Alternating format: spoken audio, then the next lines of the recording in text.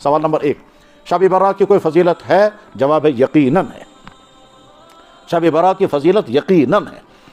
یہ فضیلت کہاں ہے؟ جواب حدیث کی تمام کتابوں میں، حدیث کی تمام کتابوں میں۔ اس میں ترمذی شریف میں حدیث ہے، ابن ماجہ شریف میں حدیث ہے۔ حدیث کے راوی حضرت ابوبکر صدیق ہیں، حضرت معاذ بن جبل ہیں، حضرت ابو موسیٰ اشعری ہیں، حضرت ابو ہریرہ ہیں، حضرت علی رضی اللہ تعالیٰ عنہ۔ حدیثیں کتنی ہیں؟ تقریباً 10 یا 10 سے زیادہ حدیثیں۔ حدیث کی کون سی کتابوں میں ہیں؟ کہ حدیث کی اہم ترین کتاب ہے ترمذی شریف، اس میں موجود ہے۔ حدیث کی اہم ترین کتاب ہے سنن ابن ماجہ، اس میں حدیث موجود ہے۔ حدیث نقل کرنے والے کون ہیں؟ کہ بڑے بڑے صحابہ ہیں، جن میں حضرت عبداللہ بن عمرو بن عاص ہیں، حضرت معاذ بن جبل ہیں، حضرت ابو ثعلبہ ہیں، اسی طرح سے حضرت علی رضی اللہ تعالیٰ۔ ان حدیثوں میں سے کچھ حدیثیں بہت کمزور ہیں، کچھ حدیثیں درمیان درجے کی ہیں، کچھ حدیثیں بالکل صحیح ہیں۔ ان حدیثوں میں کیا ہے؟ جواب یہ ہے کہ لیلۃ نصف شعبان، شعبان کے مہینے کی آدھے مہینے کی رات، آدھے مہینے کی رات، اسی کو کہتے ہیں شب برات یا لیلۃ نصف شعبان۔ نصف شعبان والی رات، یہ 14 اور 15 تاریخ کے درمیان میں جو رات آتی ہے اسی کو کہتے ہیں شب برات۔ ان حدیثوں میں کیا ہے؟ کہ ان حدیثوں میں ایک حدیث میں ہے کہ اللہ تعالیٰ شانہ اس شب برات میں اپنی مخلوق کی طرف خاص توجہ فرماتے ہیں، خاص توجہ فرماتے ہیں، پھر خاص توجہ کے ساتھ تمام کو معاف کر دیتے ہیں سوائے 2 کے۔ نمبر 1 شرک کرنے والا، اور نمبر 2 دوسرے ایمان والوں سے کینہ رکھنے والا۔ ایک حدیث تو یہ ہے۔ دوسری حدیث میں ہے اللہ تعالیٰ شانہ اپنی بندوں کی طرف خاص توجہ فرماتے ہیں، 2 کو معاف نہیں کرتے ہیں، شرک کرنے والا اور کسی کو ناحق قتل کرنے والا۔ ایک تیسری حدیث میں ہے اللہ اپنے بندوں کی طرف خاص توجہ فرماتے ہیں، ماں باپ کے نافرمانی کرنے والے کو معاف نہیں کرتے، شرابی کو معاف نہیں کرتے، رشتہ داروں کے ساتھ تعلقات کٹ کرنے والے کو معاف نہیں کرتے، کینہ رکھنے والے کو معاف نہیں کرتے، ٹخنوں سے نیچے ازار لٹکانے والے کو معاف نہیں کرتے۔ اسی طرح سے ایک حدیث میں ہے سود کھانے والے کو معاف نہیں کرتے ہیں، اور ایک حدیث میں ہے شراب پینے والے کو معاف نہیں کرتے۔ جن کو معاف نہیں کرتے ہیں وہ انتظار میں ہیں کہ یہ توبہ کر لیں گے اس گناہ سے تو میں پھر معاف کر دوں گا۔ حضرت علی رضی اللہ تعالیٰ کو جو حدیث ہے وہ سنن ابن ماجہ میں ہے، میں نے خود پڑھائی بھی ہے سنن ابن ماجہ۔ اس میں حضرت علی رضی اللہ تعالیٰ کہتے ہیں کہ جب نصف رات ہوتی ہے، شعبان کی نصف رات ہوتی ہے، تو رات بھر جاگو اور اگلے دن روزہ رکھو، فقوموا لیلھا وصوموا نہارھا، رات کو جاگو اگلے دن روزہ رکھو۔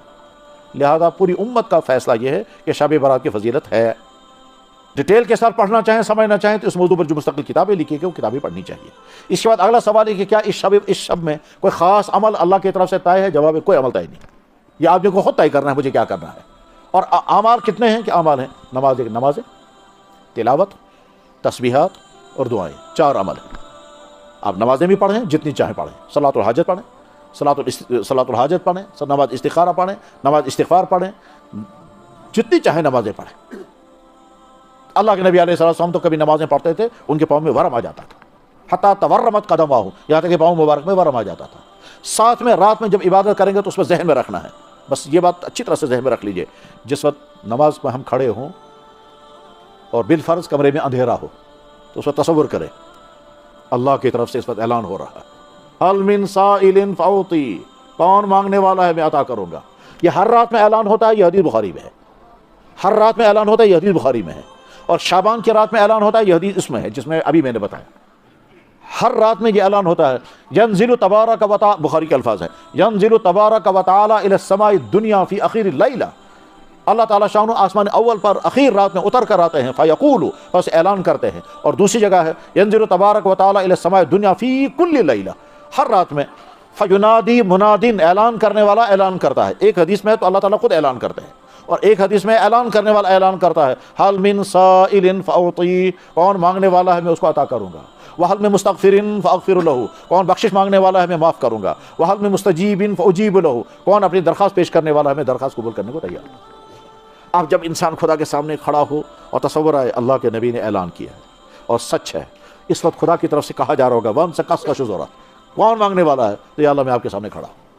اور جب یہ کیفیت طاری ہو جائے گی اور استحضار آ جائے گا، استحضار کا مطلب بالکل انسان کو یقین ہے اللہ کی طرف سے اعلان ہو رہا ہے، میں سن تو نہیں رہا ہوں لیکن ہو رہا ہے۔ ایسے ہی جیسے فرض کیجئے خدا نخواستہ کسی جگہ کیمرہ لگا ہوا ہوتا ہے اور ہمیں یقین یہاں کیمرہ لگا ہوا ہے تو ٹھیک ہم سمجھتے ہیں اس وقت سب کچھ ریکارڈ ہو رہا ہے، ایسے اللہ تعالیٰ سن رہے ہیں اس وقت، اور اللہ تعالیٰ کی طرف اعلان ہو رہا ہے، میں اللہ کے سامنے کہہ رہا ہوں یا اللہ آپ نے کہا حل من سائل، میں سائل ہوں، آپ نے کہا حل میں مستغفر، میں استغفار کر رہا ہوں، اللہ نے آپ فرما رہے حل میں مستغفر، میں پیش کر رہا ہوں، پھر اپنے معاملات پیش کریں. تو اس کیفیت کے ساتھ، اس جذبے کے ساتھ، اس روحانیت کے ساتھ، اس استحضار کے ساتھ جب نماز پڑھیں گے تو جناب والا نماز پڑھنے میں لطف بھی آئے گا.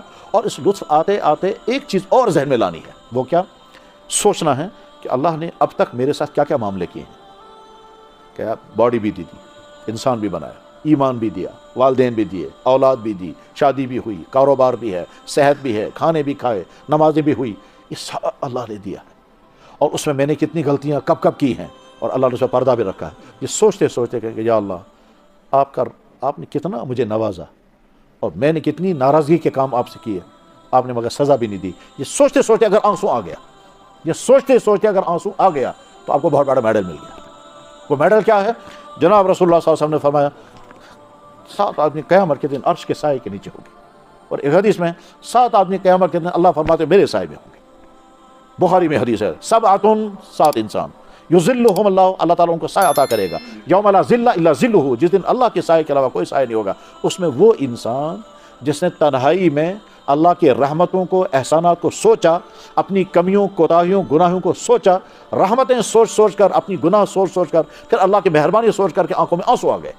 رجل، وہ انسان، ذکر اللہ، اس نے یاد کیا اللہ کو خالیاً تنہائی میں، ففاضت عیناہ، اس کی آنکھوں سے آنسو آ گئے. یہ آدمی قیامت کے دن عرش کے سائے کے نیچے. جب آپ اکیلے میں بیٹھ کر سوچیں خدا ان کا جائے کیا کیا کروں، اسی میں ایک چیز یہ بھی سوچنی ہے میں نے کہاں کہاں کیا کیا غلطیاں کی ہیں.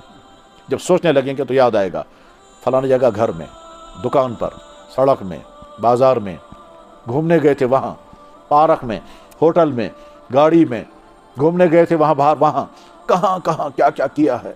کسی کو پتہ نہیں، ماں باپ کو بھی پتہ نہیں، اولاد کو بھی پتہ نہیں. مجھے کچھ یاد ہے، مجھے کچھ یاد ہے. اللہ نے سب پر پردہ رکھا ہے. خدا مہربانی تو سیسی پرد نہ کری تو رسوا نہ دو تو سزا، نہ سزا دی نہ رسوا کیا. یہ سوچتے سوچتے اگر آنکھوں میں آنسو آ گیا بس سمجھو وہ میڈل آپ نے مل.